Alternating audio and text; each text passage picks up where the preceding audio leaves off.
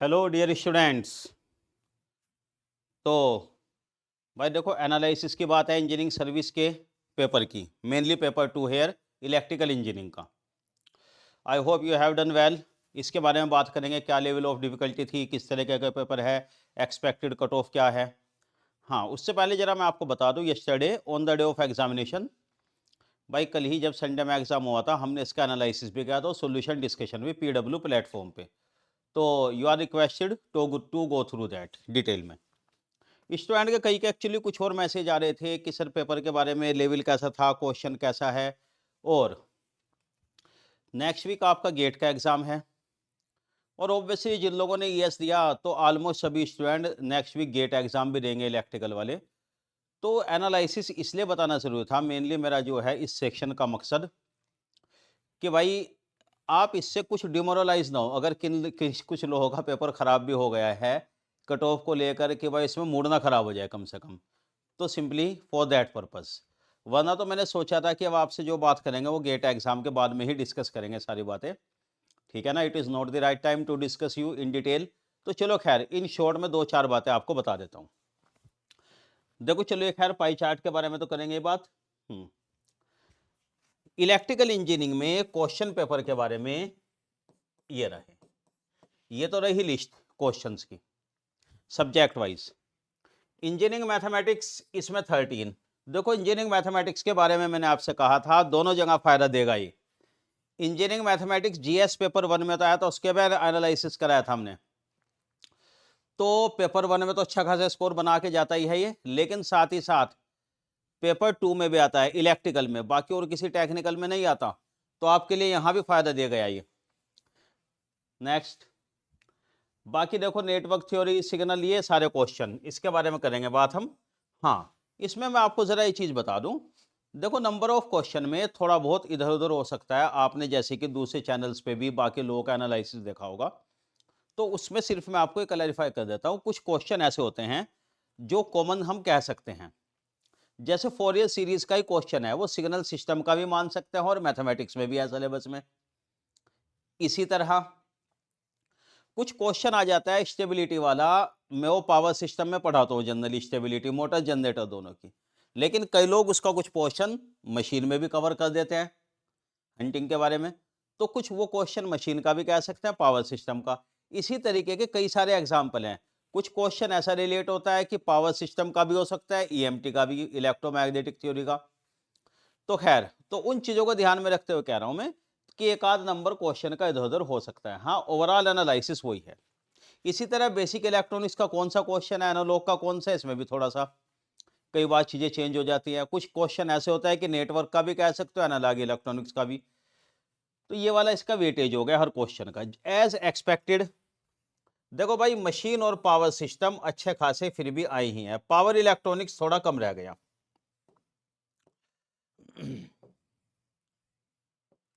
Power electronics में जैसे हमने सोचा था वो चीजें नहीं आई। इसके क्वेश्चन 8 क्वेश्चन है। चलो खैर, तो पहले कोर एरिया के बारे में बात कर ले, machine, power system, power electronics. 13 and 8 question ये वाले। अच्छा, इसमें जो सबसे ज्यादा अनएक्सपेक्टेड रहा वो रहा एनालॉग इलेक्ट्रॉनिक्स, मैक्सिमम 18 क्वेश्चन। और इसके साथ साथ आप देख सकते हैं बेसिक इलेक्ट्रॉनिक्स भी है, बेसिक इलेक्ट्रॉनिक्स के क्वेश्चन भी आए हैं इसमें, ये रहे 7। एनालॉग और ईडीसी मिलाकर 25 क्वेश्चन बना रहे। मैं तो दोनों को एक ही सब्जेक्ट करके पढ़ाता हूँ, ईडीसी एनालॉग, इलेक्ट्रॉनिक डिवाइसेस यानी बेसिक इलेक्ट्रॉनिक, एनालॉग इलेक्ट्रॉनिक्स यानी एज इट इज वही। तो भाई ये एज एक्सपेक्टेड। देखो एक्चुअली मेरा हमेशा से एक व्यू ये रहा है, जैसे इलेक्ट्रिकल वाले machine, power system, power electronics को तो कोर सब्जेक्ट कहते ही हैं। एनालॉग इलेक्ट्रॉनिक्स, इलेक्ट्रॉनिक्स वालों का तो कोर है, इसमें कोई डाउट नहीं। ये इलेक्ट्रिकल का भी one of the core subject. Syllabus में जरूर डिफरेंस है, क्वेश्चन के ओरिएंटेशन में डिफरेंस आता है, वो मैंने पढ़ाते टाइम पे आपको बताया था। लेकिन इसे भी कोर सब्जेक्ट मानकर चले, तो ये आगे से ध्यान रखने वाली बात है। बाकी मेजरमेंट बहुत बढ़िया स्कोर दे गया, क्वेश्चन मेजरमेंट के सही है। सिग्नल सिस्टम जबरदस्त स्कोर लेकर आया। कंट्रोल नेटवर्क एज एक्सपेक्टेड 12 10, इनकी तैयारी तो करते ही हैं। यहां पर जो अंडर परफॉर्म किया इसमें, मेरे ख्याल से इसमें एक तो पावर इलेक्ट्रॉनिक्स थोड़ा कम क्वेश्चन है, एक है डिजिटल इलेक्ट्रॉनिक्स के। भाई जहां तक बात है, ये रहे केवल डिजिटल इलेक्ट्रॉनिक के 3 क्वेश्चन केवल। इसमें डिफरेंस आया है कि डिजिटल के हम क्वेश्चन मानते हैं कि भाई 7-8 क्वेश्चन आ जाए, आसान सब्जेक्ट है। अच्छा, इसका डिस्ट्रीब्यूशन आप यहां भी देख सकते हैं, ये रहा। बाकी ये इसका पाई चार्ट है, परसेंटेज ऑफ द क्वेश्चन। तो यहां भी आप लोग इसमें अंदाजा लगा सकते हैं, हाईएस्ट परसेंटेज।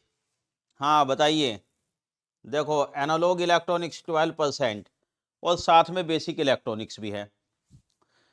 ये measurement power system 9% machine signal, देखो इन सबका वेटेज 9-10% वेटेज वही आ रहा है सभी का। अंडर परफॉर्म ऑब्वियसली ईएमटी को तो वैसे ही कहते हैं हम, कम सिलेबस होता है। कम्युनिकेशन भी ठीक ठाक आ गया, 5 क्वेश्चन से ज्यादा उम्मीद भी मत करें, ठीक है। अच्छा नेक्स्ट, तो भाई ये तो नंबर के बारे में बात हो गई। अब मैं आ जाता हूं डायरेक्ट लेवल वगैरह के बारे में, क्वेश्चन का लेवल कैसा था।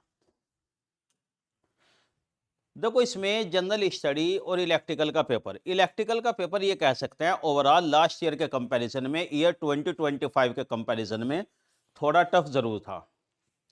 टफ का मतलब ये भी कह सकते हैं कि भाई क्वेश्चन थोड़ा सा डिफिकल्ट आ गई, कैलकुलेशन लेंथ आ गई, या out of the way question. और कट ऑफ की जहां तक बात है, मेरा मानना है, ये कई लोगों से मेरा डिस्कशन भी हुआ, तो 200-210 नंबर के बीच में इलेक्ट्रिकल का कट ऑफ शायद रहे इसमें, ठीक है ना। और भाई देखो कोई क्लेम हम नहीं करते कि हमारे पास कहीं से खबर लाए, कहीं आईआईटी से, कहीं यूपीएससी से, वो खबर कुछ नहीं है, ये एक अंदाजा है हमारा। और सॉलिटू से अंदाजे कई बार गलत भी हो जाते हैं, लेकिन एक जो कई लोगों से डिस्कस करके एक व्यू बना, वो ये था 200 से 210 के बीच कट ऑफ इसका आ जाइए। बाकी मेरा मानना तो यही है कि भाई जिन लोगों के मार्क्स बन रहे होंगे, आंसर की आपको मिल गई होगी, आंसर की मिलाकर 180-190 बंदे, तो भी तैयारी आप जारी रखें मेंस एग्जाम की। अभी तो खैर गेट एग्जाम दे रहे हैं। हाँ, मेन क्वेश्चन जो बार बार रह जाता है लेवल के बारे में। इसमें सबसे ज्यादा डिसअपॉइंट किया किस सब्जेक्ट ने, पावर सिस्टम ने। पावर सिस्टम के बारे में जहां तक बात है, क्वेश्चन अच्छा है, 13 क्वेश्चन, 9% वेटेज, ये रहा पावर सिस्टम। लेकिन भाई इसकी दिक्कत क्या है, क्वेश्चन बड़े ही आउट ऑफ द वे थे, ठीक है ना। स्टूडेंट कई बार कह रहे थे, जो कमेंट भी देख रहे थे हम कल सेशन में, तो उसमें कह रहे थे कि पता नहीं कैसे क्वेश्चन रख दिए, क्या हुआ, कभी सुने ही नहीं थे। भाई आपको मैं सही बात बताऊं, एक आध क्वेश्चन ऐसे थे जो शायद मैंने भी नहीं सुने थे कभी। उसमें कुछ चीजें, एक तो कंडक्टर के बारे में था कि सर्ज इंपेडेंस लोडिंग कितनी, उसमें एक आध टर्मिनोलॉजी तो हमने भी नहीं सुनी थी। और जहां तक बात हुई थी, हमारे जो लोग जॉब में है पीएसयू में, वहां मैनुअल में जो चीज देखते हैं, प्रैक्टिकल नॉलेज जिनको होती है, वो लोग बता रहे थे कि हाँ ये लाइन मूस लाइन हो गई, स्नोबर्ड लाइन हो गई, जिस तरह रखी गई वो वाली, उसके नाम पे क्वेश्चन। इसी तरह बाकी उसमें कॉपर और एल्यूमिनियम का कंपैरिजन आ गया, वो ठीक है, पता जरूर है, लेकिन वो डेटा याद नहीं रहता। और वो मैंने कहा भी नहीं याद करने के लिए, specific gravity, tensile strength, copper aluminium की याद मेरे भी नहीं है। ये जरूर पता है कि भाई हायर क्या होती है उसमें, ठीक है ना। कॉपर थोड़ा सा हैवी होता है, एल्यूमिनियम लाइट होता है, इतना हमें अंदाजा ठीक है वो, लेकिन जनरली ये चीज क्लास में कराते नहीं। तो भाई उसके लिए मैं साफ साफ आपको कहना चाहूंगा कि कई क्वेश्चन ऐसे हैं जो इसमें से नहीं आए हमारे नोट्स में, क्योंकि हम एक्सपेक्टेड नहीं थे, हमने पढ़ाई नहीं। भाई ज्यादातर पेपर तो ठीक है हमारे नोट्स से आता है, वो तो सभी लोग कहते ही हैं, लेकिन मैं तो वो भी एक्सेप्ट कर रहा हूं कि पावर सिस्टम के कोई question out of the box है बिल्कुल। तो उस बारे में मेरा ये कहना ये था कि आप उसके बारे में अभी फिलहाल सोचना छोड़ दें, कम से कम गेट एग्जाम तक, बाद में देखा जाएगा। Machine as expected, electrical machine के बारे में ये रहे, इसके भी 13 क्वेश्चन।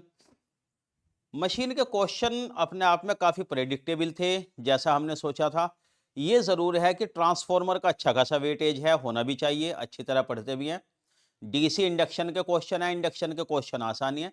सिंक्रोनस का केवल एक क्वेश्चन था, सिंक्रोनस रिएक्टेंस का, वो जरा ये लगा कि भाई सिंक्रोनस के साथ इस बात सोतेला व्यवहार क्यों किया। हालांकि स्टूडेंट कई बड़े खुश है कि सिंक्रोनस डिफिकल्ट है, तरीके से पढ़ते नहीं, लेकिन ट्रांसफॉर्मर में आपने अच्छा खासा स्कोर किया होगा, ऑटो ट्रांसफॉर्मर के बारे में, इफिशियंसी के बारे में।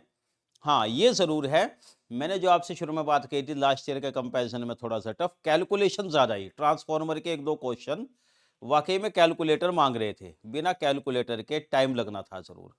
तो देखो एक्चुअली कुछ चीजें ऐसी रहती भी हैं, जानबूझ के भी ये क्वेश्चन रखे जाते हैं कि भाई आप टाइम मैनेजमेंट कैसे करो, या आपको कैलकुलेशन की प्रैक्टिस भी है क्या। जब पता है कैलकुलेटर अलाउड नहीं, तो कुछ कैलकुलेशन की प्रैक्टिस होनी भी चाहिए। चलो खैर, अब ये जरूर है कि अगर आपने बाकी क्वेश्चन में टाइम बचा लिया, तो कैलकुलेशन में थोड़ा टाइम दे सकते हो। क्वेश्चन डुएबल है, अटेम्प्ट कर सकते हैं, मार्क्स उसमें ला सकते हैं। ये तो हो गई बात मशीन के बारे में। Power electronics as expected, power electronics के क्वेश्चन बैलेंस थे। एक दो क्वेश्चन जरा थोड़ा हटके आगे दे, जैसे हार्मोनिक फैक्टर लिखा था, हार्मोनिक डिस्टोर्शन का फार्मूला गिवन था उसमें। बाकी तो रेक्टिफायर चॉपर के क्वेश्चन फार्मूला बेस्ड ही थे, जो भी है एज इट इज। तो ये अपना एज इट इज सही रहा है।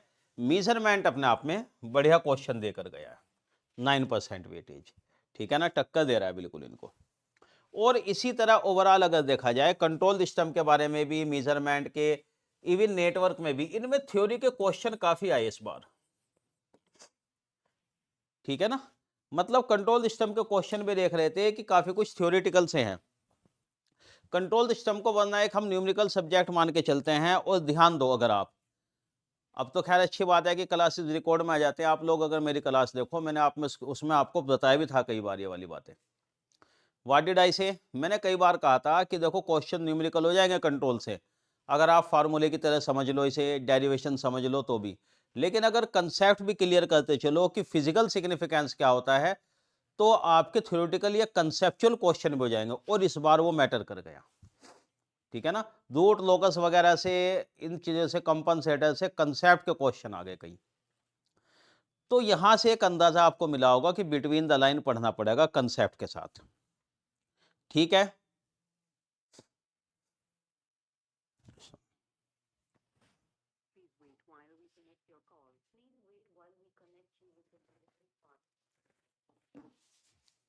हाँ, तो भाई इसमें मैं बात कर रहा था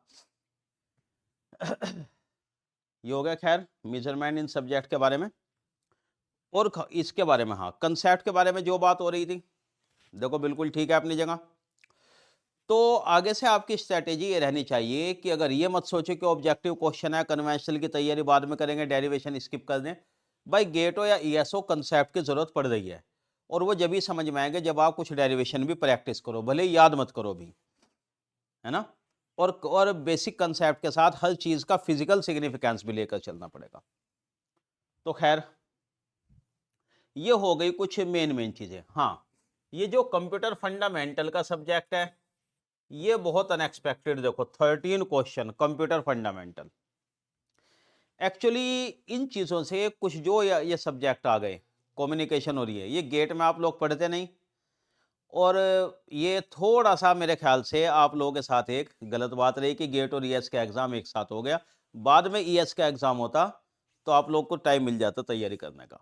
लेकिन मैं ये कहना चाहूँगा, इंजीनियरिंग सर्विस के लिए कंप्यूटर फंडामेंटल बहुत आसान है, जो आपको पढ़ाया जाता है वो ज़रूर मतलब आप तैयार करें, इसे छोड़कर मत चले क्वेश्चन को। खैर, तो बहरहाल आगे की बात करते हैं जरा इसमें अब। हाँ, ओवरऑल देखो, अब जो कट ऑफ आएगा लगभग वो हमने बता दिया, और भाई रिजल्ट क्या आना है वो अलग बात है। दोनों चीज़ें होती हैं, कहते हैं ना लाइफ में हर चीज़ से कुछ पॉजिटिव लेकर जाना चाहिए सीख। अगर आपने इसमें अच्छा परफॉर्म किया है, भाई अभी तो ये मान लो कट ऑफ के नज़दीक आ रहे, तो अभी अच्छा ही मान लो आप उसको, तो भाई गेट में आपको मोरल बूस्ट रहेगा। लेकिन अगर इसमें चलो परफॉर्म नहीं कर पाए, तो डिमोरलाइज इसलिए भी नहीं होना है क्योंकि यहाँ कई सब्जेक्ट ऐसे हैं जो आप गेट में पढ़ते नहीं, और ओरिएंटेशन क्वेश्चन का लगा गया। तो ऐसा कोई डायरेक्ट कनेक्शन नहीं है कि आपकी तैयारी में अगर इंजीनियरिंग सर्विस का प्रिलिमिनरी में अच्छा नहीं कर पाए कि गेट में भी अच्छा नहीं करेंगे, ऐसा कोई ज़रूरी नहीं है, ठीक है ना। वहाँ आप बेटर परफॉर्म कर सकते हैं। और तो फिलहाल उस प्रिपरेशन पे अपना ध्यान निकालिए, इसको जहन से छोड़ दीजिए। जब एक बार आप गेट से फ्री हो जाएंगे, फिर देखा जाएगा भाई कट ऑफ निकल रहा है, क्या चांसेस है, मेंस के लिए पहले से तैयारी करें।